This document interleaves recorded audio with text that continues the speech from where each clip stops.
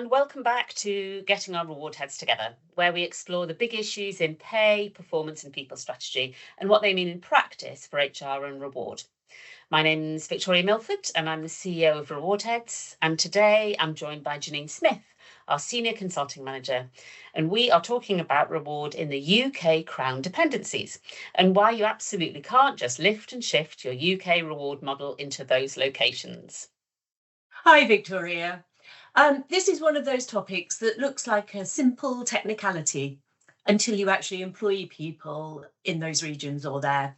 Then you begin to realise that the tax, benefits and regulatory setups behave much more like a separate country than a UK region. I know, because we've had clients with one or two setups in these locations, haven't we? We have, yeah. So I guess we wouldn't expect to be able to deploy, say, a UK reward approach in somewhere like Brazil or India, but in parts of the British Isles, there's sometimes the assumption that we can. So let's start with the basics. When we say Crown Dependencies, what are we actually talking about? And how separate are they in terms of a reward perspective? Yeah, so Crown Dependencies, it's a very glam title, isn't it? It just means Jersey, Guernsey and the Isle of Man. They're not part of the United Kingdom, although they're part of the British Isles, and they each have their own tax systems, social security, healthcare and employment law. And from a reward perspective, that matters because the levers that you would put in the UK, PAYE, national insurance, that's obviously been quite a big topic in recent times, auto-enrolment in pensions, salary sacrifice, they work differently there if they even exist at all. Good point. So let's start with tax then, because this is often the first thing that both employees and execs maybe ask about. How different are the personal tax regimes compared with the UK? Very different, actually. So the UK have what's described as progressive income tax. That sounds like it's really positive, but it means that it increases the further up the scale you go. So we have 20% as basic rate, 40% higher rate, and then the 45% band. And capital gains tax and inheritance tax on top of that.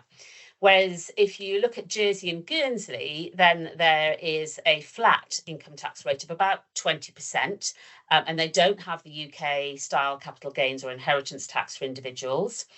And then the Isle of Man is different again. They have two bands, a 10% band and a 21% band with a tax cap for higher earners. And again, it's a simpler regime than the UK. So for many higher earners, particularly senior professionals, the effective take-home pay can actually be meaningfully higher than it would be on an equivalent gross package in the UK. And actually, that's one of the reasons that those jurisdictions are really attractive to, particularly finance and professional services employees. That's really interesting. So I guess that means that from, say, a reward design point of view, the headline salary doesn't really tell you the whole story. So, for example, a 70% base salary in London and a 70% base salary in Jersey will not land in terms of the same way for employees' net pay. Yeah, you mean £70,000, don't you, rather than 70%? Exactly. Whoops. Yeah. £70,000. Yeah, if you benchmark purely on gross salary, you could over or underpay quite significantly. You've got to think in terms of total reward, which we're always encouraging clients to do anyway, but particularly in this case, you're thinking really about what's the net income after tax, but also the value of the benefits and public services people would otherwise receive. Oh, okay. Let's talk about the trade-off then. So if taxes are generally lower, what does that mean in terms of, say, for example, state-provided reward or benefits, things like welfare and healthcare?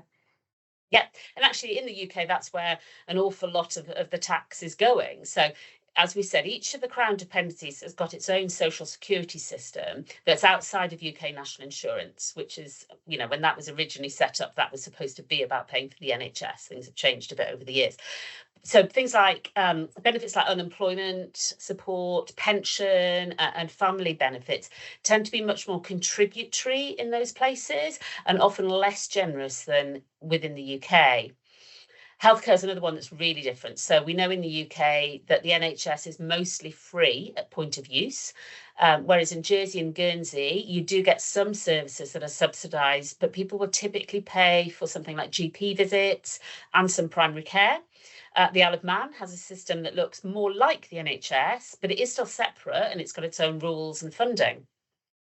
Okay, interesting. So that starts really changing the psychology around benefits, doesn't it?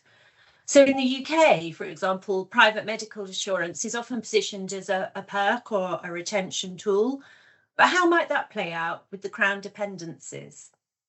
Yeah, so in the Crown Dependencies, PMI is less of a nice to have that we perceive it to be in the UK, to be more like core infrastructure for many employees. And maybe think about it like the US model is very different to the UK model. So because healthcare is not universally free at the point of use in the same way, people place much higher value on access to private or insured care. So if you're an employer, that means you need to check if your UK PMI scheme even covers the Channel Islands and the Isle of Man, because it might not, or it might only do so with some specific international extensions. Or you may need separate local or international PMI arrangements, which can be actually very expensive, and it will affect your cost modelling and also the perceived value of the package in those locations. That's a really good point. I guess another thing to consider, and what often gets overlooked, is the cost of living. So people might see that having lower tax percentages results in everyone being better off. But is that really true in the Crown dependencies? The reality is much more nuanced than that. So housing is extremely expensive in Jersey and Guernsey in particular. Many goods are imported, and that pushes everyday prices up. So lower tax doesn't automatically mean that people feel wealthier once they've had to pay rent or mortgage, food and travel and so on. And then it's not as simple also because there are residency and housing controls. So you often need local status or some specific permissions to buy property freely or access certain housing categories. And those controls are much tighter than they are in the UK. And that really impacts on internal labour mobility. So sort of who gets that reward can be quite heavily shaped by those residency rules and how long someone's been on the island. Okay, so for HR and particularly for reward teams, it's not just about technical payroll, is it? It's also about understanding that, I suppose, lived experience, the fact that they might be facing high accommodation costs, limitations on housing, different eligibility rules for various benefits or healthcare. The impacts, that's kind of impacts on what could be seen as fair and competitive in terms of total reward package. Yeah, absolutely. And it's especially important for people who you might be relocating or assignment. So people, for example, who are used to working in the UK. So say you're sending someone from London to Jersey, for example, the conversation should absolutely not be, well, your tax bill will be lower, so you're better off. It really needs to be, here's your net pay, here's a typical housing cost, here's what the state covers, here what we provide as an employer. Otherwise, you're almost misleading them. You're certainly missetting expectations. Yeah. And there's other things to consider as well. So let's turn to the practicalities. Many UK employers may just assume that they can run a UK payroll and maybe just add a different tax code and that's job done. But that's probably not the case, is it? Oh, that it were that simple. So HMRC's PAYE, pay as you earn system, just doesn't apply in Jersey, Guernsey or the Isle of Man. So each jurisdiction's got its own tax authority, its own payroll reporting, its own social security rules. And that means you can't just use your UK PAYE setup as it is.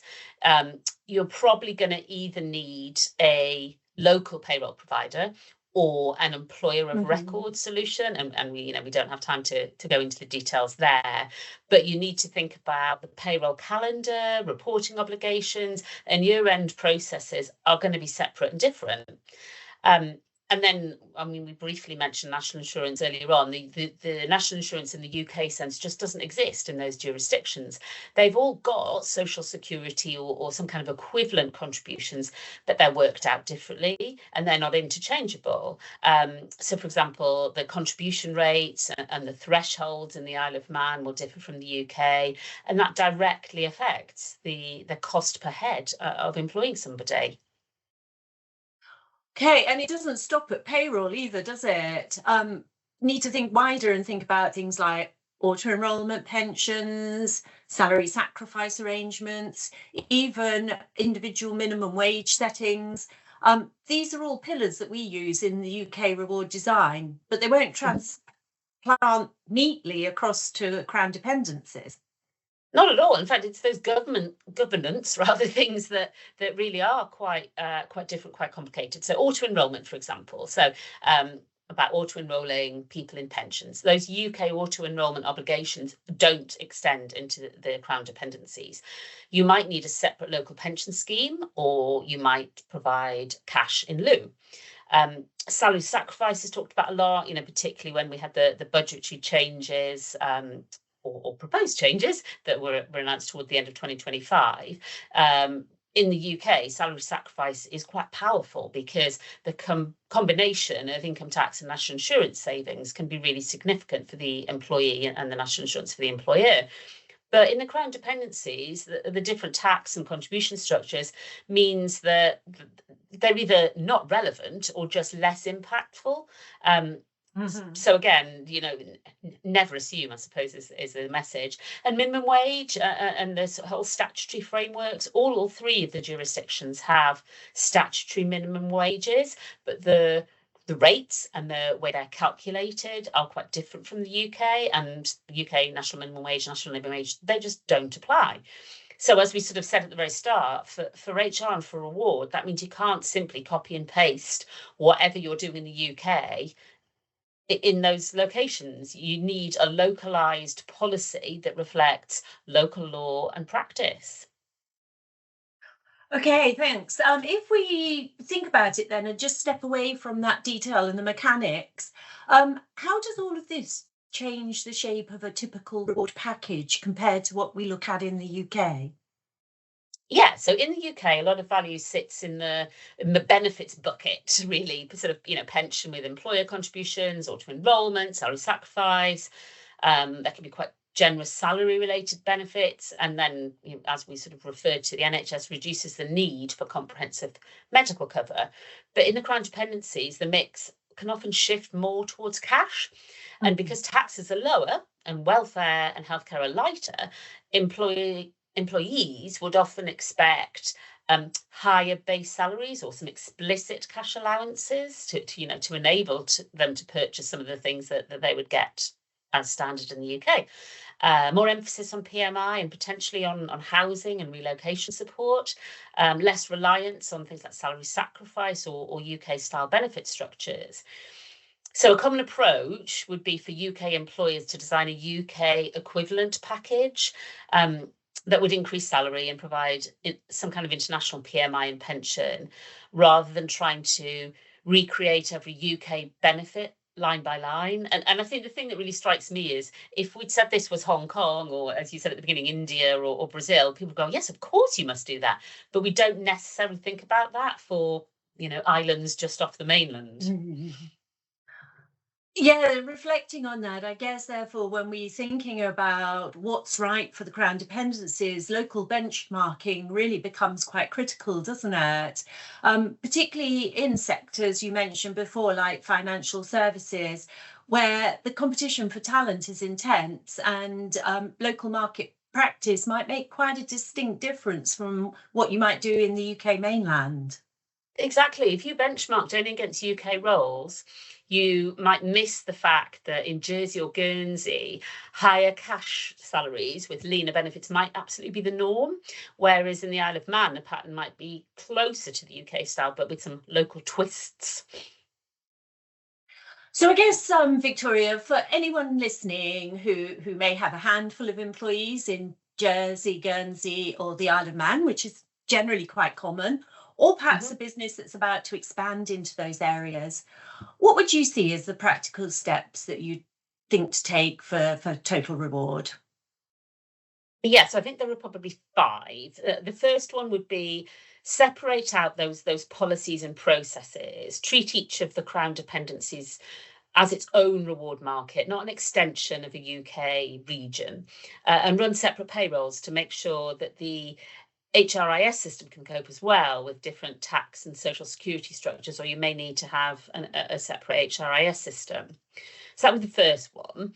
The second would be looking specifically at benefits and if they are applicable. So PMI, life insurance, any insured benefits, are they covered in those territories? And then do you want to extend an existing scheme or buy something local or offer a cash equivalent? So once you know that, then it's sort of rebalancing salary and benefits. So as we sort of said before, think about the post-tax outcome versus the cost of living. And then, of course, as we always have to do, decide where you want to sit in principle in the local market on sort of cash versus benefits, not just copying whatever the UK principle might be. And then once you know what you're actually offering, really localize those policies and communications, making sure that, fairly obviously, that they are in line with what's required in the jurisdiction, but being as clear as you can, particularly about differences. If somebody is moving from the UK, for example, to one of the Crown dependencies, to explain to them what is different from their common experience in pension, healthcare, and statutory rights. And then the last one is using local market insights. So make sure you're tapping into local benchmarking data, especially, if you're hiring at scale or in something very competitive, and just not assuming that, what applies in the UK will apply there as well. Really interesting. So it feels a bit like a mindset shift, similar to something like global mobility, for example. So instead of assuming UK rules everywhere, assume local first, and then decide what you want in terms of consistency and clear rationale. Yeah, exactly. So think of Jersey, Guernsey, and the Isle of Man as distinct reward ecosystems almost. So once you do that, the decisions become much more intentional. So, which elements of the UK package do you mirror? Which do you convert to cash? And where do you lean into local practice? Oh, thank you, Victoria. And thank you so much for walking us through that. I personally found that really fascinating. For many organisations, these employees are sort of, I suppose, off on the side of the UK main population. But what we need to be mindful of, the differences in things like tax, benefits, legal frameworks can be really material, both in terms of cost for the employer, and also in terms of employee experience. Absolutely. And at Reward Heads, we have worked with organisations that do have small clusters of employees in the Crown dependencies, and some actually that have very significant headcount, and thinking about, how can we help them to design things that are locally compliant, commercially grounded, but still coherent with the UK strategy, and exactly as you say, that feel good to the employees. So if you would like support with your reward architecture in Jersey, Guernsey, or the Isle of Man, whether that's pay and benefits or communication and governance, then please do reach out through Reward Solutions at rewardheads.co.uk, or have a look at the website www.rewardheads.co.uk. So thank you for listening to Getting Our Reward Heads Together. Don't forget to subscribe so you don't miss our next episode, where we'll be exploring more of the big themes in reward and benefits and what they mean for you in practice. Thank you. Thanks for listening to Getting Our Reward Heads Together, brought to you by Reward Heads. We're a boutique reward consultancy working with organisations across the UK and beyond. Our mission is to help HR and reward leaders design fair, engaging and effective reward frameworks and solutions, from pay and benefits to recognition and governance. Every solution we create is bespoke, built around each client's unique goals and challenges. We also offer coaching, resourcing and trusted forums to keep you connected to the latest reward trends. If we can support your reward journey, we'd love to hear from you.